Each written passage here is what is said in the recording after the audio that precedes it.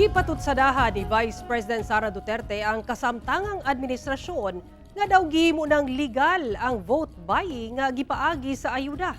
Samtang mutambong sab ang Vice Presidente sa preliminary investigation sa kasong inciting to sedition nga gisangat sa NBI. Ani report ni Cyril Chavez. Gitambungan ni Vice President Sara Duterte ang political rally sa PDP Laban sa Barangay Makabalan, Cagayan de Oro City, Miyerkules sa gabi. Mensahe niini sa mga Cagayanon nga pilion ang tamang kandidato karong eleksyon.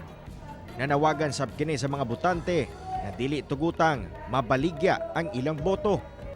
Gani gipatutsadahan niini ang kasamtangang administrasyon nga daw legal na ang pagpalit og boto nga gipaagi sa mga programa sa gobyerno. Nakikiutawan ng kwarta. Legal naman karon ang vote buying. Binatago naman nila sa akap o pae.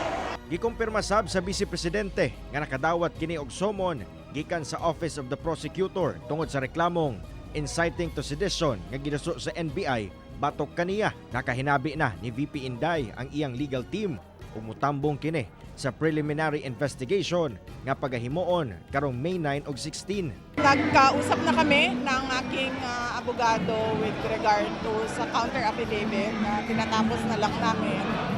At mag-appear ako dahil kailangan ko mag-oath. Samtang atol sa iyang speech, nadalikyatan sab sa bise ang pagpangutana kung unsang distrito ba ang Barangay Makabalan. Kakinsang distrito ni? Kinsay congressman ninyo diri? Nasa maling distrito ata ako. Dito dahil ko dapat sa Pikas distrito. Nga okay lang. Nga mudawat ko og kwarta para gugon ang pangalan sa isa ka tawo. Ginasuwayan pa sa GMA Regional TV 1 Mindanao nga makuha ang reaksyon sa kongresista sa 1st District sa Cagayan de Oro City.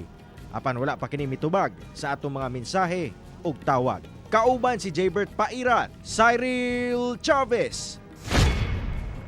1 Mindanao.